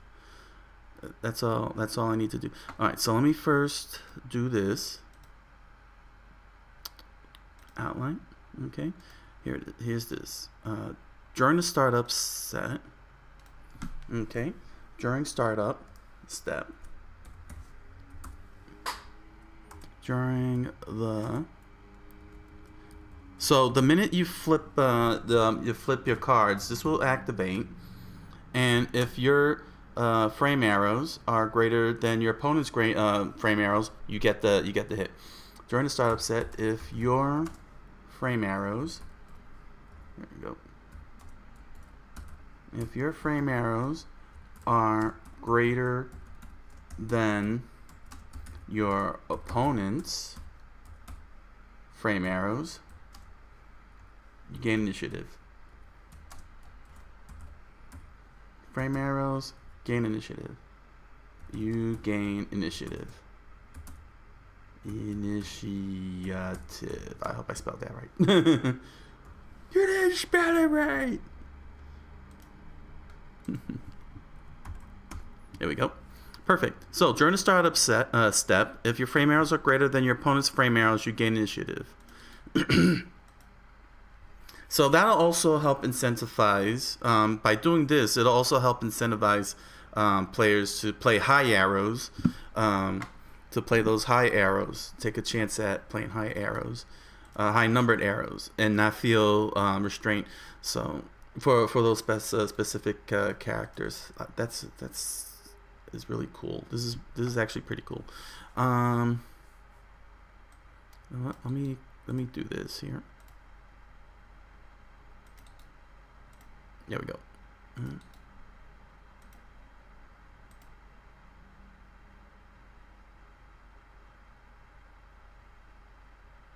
Here we go. 15. Oh, you know what? Hold on. Looking at this the wrong way. Sorry, I don't have this up, do I? I'm like updating this and you're not seeing me updating this. Here we go. Hold on a second here. We're pretty much almost done. Let me pull back on this a bit. Yeah, okay.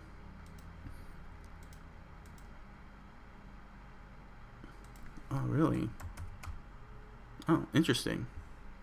Interesting.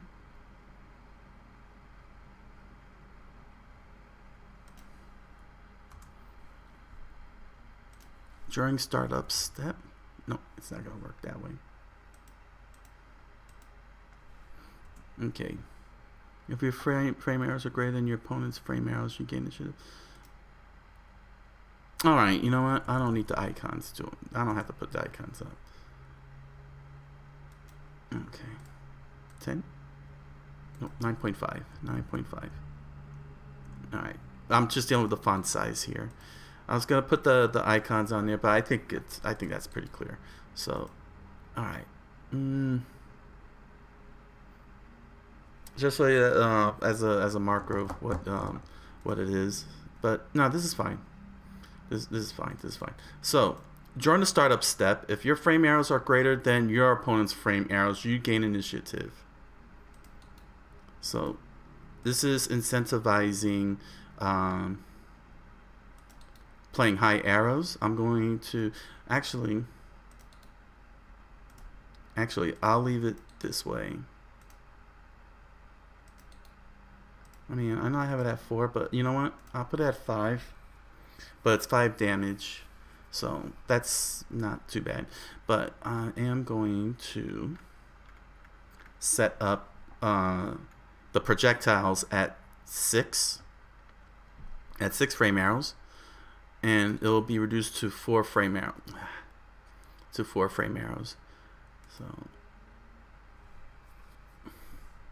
So all these high, so zone, any effect that has a zone is gonna have very high frame arrows, and its whole entire mission is to win on high frame arrows from the outset.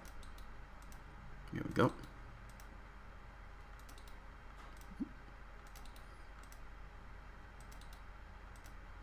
All right, and this is 1, 2, 3. Yeah, 1, 2, 3. Okay, and this will be 4. Done. So let me get the effect here.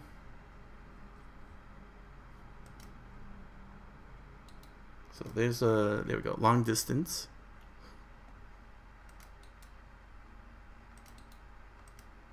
Okay. And I gotta also go up here. We're almost done. Just gotta get one last card, and I also gotta take care of Nagisa, because she's got a zone.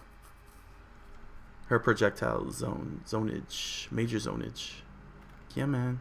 Yeah, man.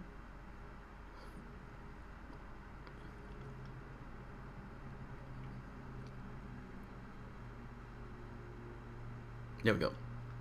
And that's fine, because this is 5 arrows, so it's a 5 arrow zone. There we go. So during the startup, if your frame arrows are greater than your opponent's frame arrows, you gain initiative. 5 arrows, 9 damage. Alright, time to take care of Nagisa. Okay. And then that's it. We're done. Alejandro's updated. He's a zoner now.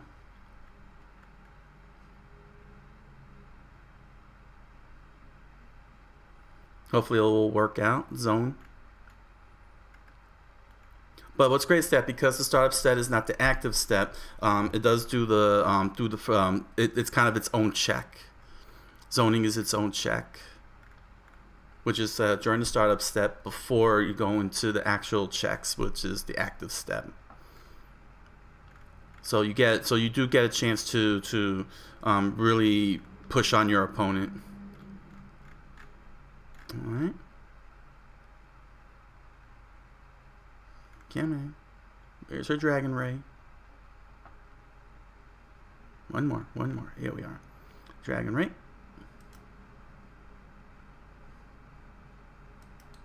Good. Alright. Alright. Okay.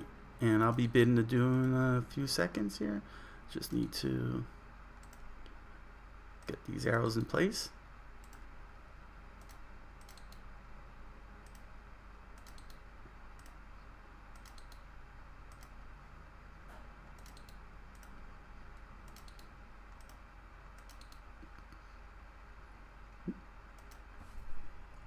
Okay, there we go.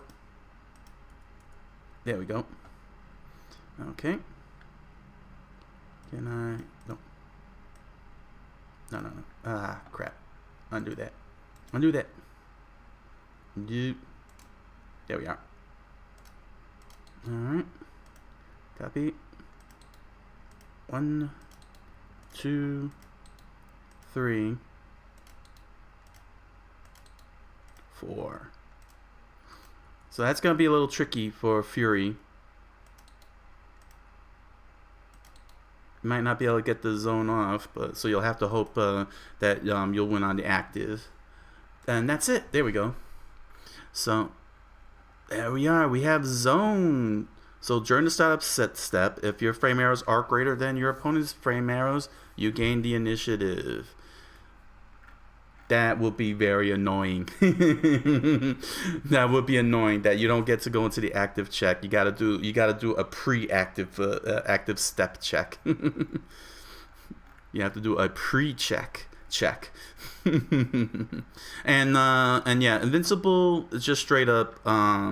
Invincible is just straight up. Take 0 damage. Let's see what happens there. This have to be a liberty of license. So. How many does he have? 1, 2, 3, 4, 5, 6, 7, 8. So he's got 8 that are zone. He's got 8 that zone. That's it. Okay, so he's only 8 cards out of 40 zone. I would have liked to have gotten it to 10. Unless of course I wanna double it up.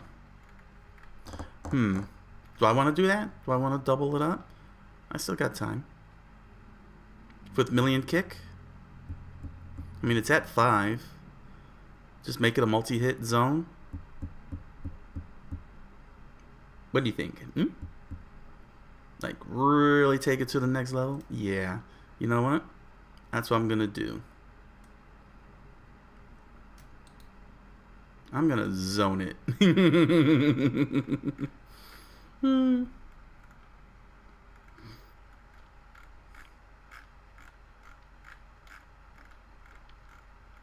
Million kick will have multi-hit and zone. That's scary. But it makes perfect sense because multi-hit can push people away, similar to the 100 hand slap from E Honda in the Street Fighter series, and even Chun-Li. You have to like really get over the hurdle to be able to hit their multi zapping stuff. So, here we go. Oh, I got it right here. Okay. Zone. Perfect. Excuse me. 2. There we go. Zone. Multi-hit 1. And then this will be zone multi-hit 2. Alright. So since zone is the first one that's got to get checked, it's going to sit at the top of the list, like so. And then multi-hit will be secondary. Okay. And that's it. Alright. And this is precisely what I was talking about. Whenever a situation like this happens, make sure you're looking at it. Yeah, so a situation like this happens when there's 2 effects going on. They're not going to have the full text because you can see if you look at zone, that's a lot of words, and multi-hit also have a lot of words, and you can't really fit it all in here. So that's what it's going to look like whenever a situation like this happens. And it's assuming that you know what zone does and what multi-hit does, so you'll be able to execute the whole thing. Let's save that. All right. Yes, I am happy. I have a zoner. I'm hoping zone works. I really do hope the zone effect works, and really gives me what I'm looking for. I'm really hoping it gives me what I'm looking for, and I could be able to zone my opponent. Okay, so that's the way. That's the way it's gonna work. So. When playing through the rules,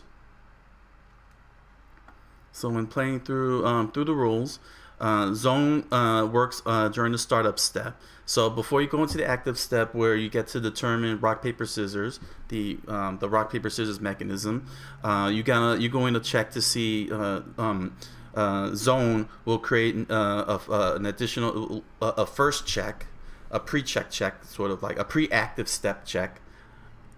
That's a lot of wordful, but it'll be an independent check first before you go do the active step and start checking out the target icons and everything. So yeah, there we go. There we go. That has the feel of long distance. That has the feel of long distance. Let's scroll all the way up to the top. And then we're gonna close out for the day. Hooray. 4 fighters done. 8 more to go. So, we got Chenbo, the speedster. Nagisa, the beginner. Alejandro, the zoner. And Brock, the beatdown. Alright. So, alright. So, let's,